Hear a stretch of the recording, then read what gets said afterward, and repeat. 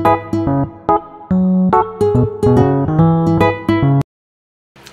guys! So today is Sunday. As you can see here. Sunday ngayon and nag-church kami kaninang morning. And right now, I don't know ano yung agenda ko since tomorrow is first day ng duty ko.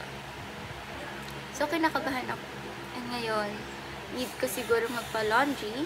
Bumili ng gloves, ng mask kasi need ko yun tomorrow.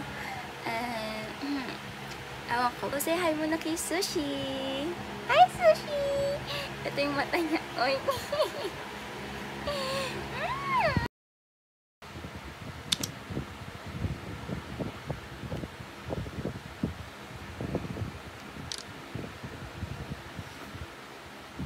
Good morning, guys. Today is the first day of my clinical internship. Hindi ko alam kung ano yung mafe-feel ko right now. Actually, antok pa nga ako eh. And sana, okay lang yung mga ganap later since wala pa akong kahit anong alam kung ano magiging ganap later. Ang sabi lang kasi is orientation daw and di namin alam kung ano oras yung uwian namin. Like, the whole schedule di namin alam. Basta, kailangan namin pumunta doon around 6 AM. Kaya, maaga akong nagising ngayon. 3:07 pa lang ngayon and need ko umalis dito sa bahay mga around 4:30. So I have 1 hour and 30 minutes talaga para mag-prepare and also syempre para mag-eat na din and ayusin lahat ng mga gamit ko.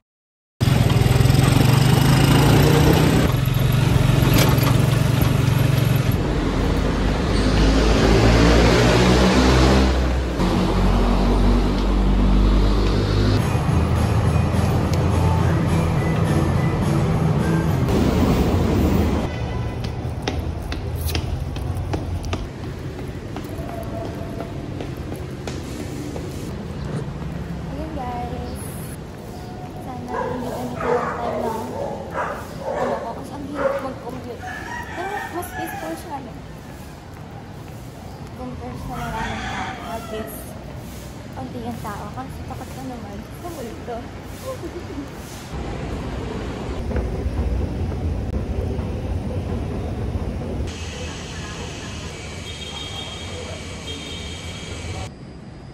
Hi guys, papasok pa lang, parang pauwi na ako.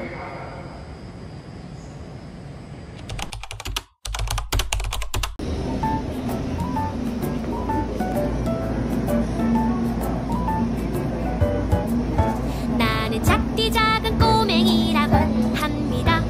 사람들은 나만 보면 후쭈쭈쭈쭈 쪼꼬매서 모든 걸 올려다봅니다. 나는 언제쯤 쑥쑥 자라날 수 있을까? 나도 작고 싶어서 작은 게 아니랍니다. 태어나 보니 이렇게 조그만 걸요. 작으면 작은 대로 좋은 점도 있지만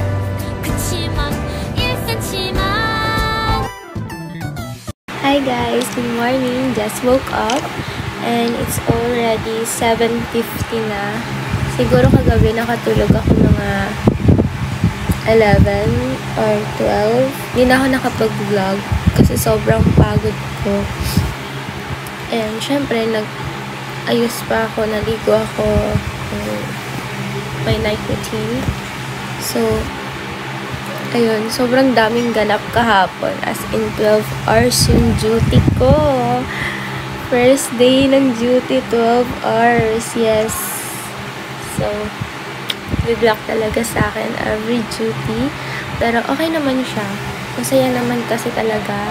Lalo na if yung mga kasama mo is nakakasundo mo din. And also, syempre, as an intern, excited ako sa mga laboratories, sa mga ganyan. Matagal ko din itong hinintay. And also, pinaghirapan ko din ng exam. And nag-prepare din naman talaga ako for this. Kasi na-vlog yung buong duty ko. Kasi nga, ang hirap. Ang dami din namin ginagawa. And also, bawal din mag-phone. As in, mag-phone inside the lab. Kaya yung mga part na may video ako, yun yung mga malapit na kaming mag-out nun. Like, yung mga wala na masyadong sample, wala nang ginagawa.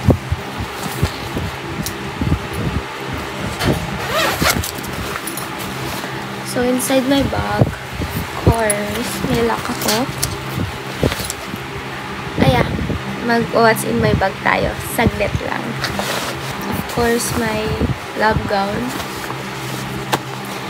Meron kami dong pantry, and sa lab gown, iniiwan siya doon sa isang cabinet outside the pantry. Kaya bago pumasok ng pantry or ng locker room, pwedeng iiwan yung lab gown na galing sa laboratory para hindi na papasok, hindi nakakontaminate or what, ganun. Of course, I have my power bank and my files here. PPE. My PPEs like mask, gloves, and hairnet. And I have my kit. Syempre para fresh naman, no, all day. And extra shirt in case na need ko magpalit, ganun. So here, meron kami ditong quota manual na kailangan naming matapos every shift namin and every section pala. So right now kasi nasa hematology section ako. And ayan, kailangan kong ng RBC, hemoglobin, hematocrit, platelet, yan, mga WBC natin, and meron dito. Okay naman yung duty ko all day kahapon kasi automatic naman kami. Automated machines naman yung gamit namin. And tinuruan na kami paano mag-control, mag-quality control, ganun. Kung ano yung gagawin sa mga sample na inabot sa amin for barcoding. Tapos, ayun, peripheral blood smear, staining. Hindi mo naman mamamalayan yung oras. As in, hindi mo siya mamamalayan, lalo na if madaming ginagawa. Sobrang nakakapagod since nakatayo ka or nakaupo, depende, maglalakad ka, pupunta ka sa machine, ganun. Pero masaya naman. Yeah, kausap ko din yung mga co-interns ko and okay naman sila kausap, hindi sila masungit, ganun, nakasundo yung iba. Actually, lahat sila since 4 lang naman kami sa hematology section. And sa ibang section kasi hindi ko masyado nakausap since busy nga kada section. Siguro natatakot lang ako sa saan ba? Kapag humawak na ako ng patient talaga. Kasi right now, nasa laboratory lang ako. Siguro mas nakakatakot or mas nakakakaba if mahawak ka na ng patient. Like, ikaw na yung phlebotomist, ganun. Ikaw na yung kumukuha ng dugo. Iba talaga yung kaba since kahapon pumunta ako dun sa phlebotomy area to ask the phlebotomist about the name kasi ng patient. And, ayun, nakita ko yung mga nakapila na pasyente, nagantay sila for blood extraction. And siguro ako, kailangan ko ng lakas ng loob para kumuha ko ng dugo doon. Since, yun nga, kailangan mabilis kasi may mga nakapila, may mga patient na naghihintay. And, ayun. Ayun lang naman. Siguro, update ako ulit next duty ko, day 2 and day 3. So, yun. Thank you guys for watching. And if you have any questions about my internship or about hematology section, don't hesitate to chat me. Taray!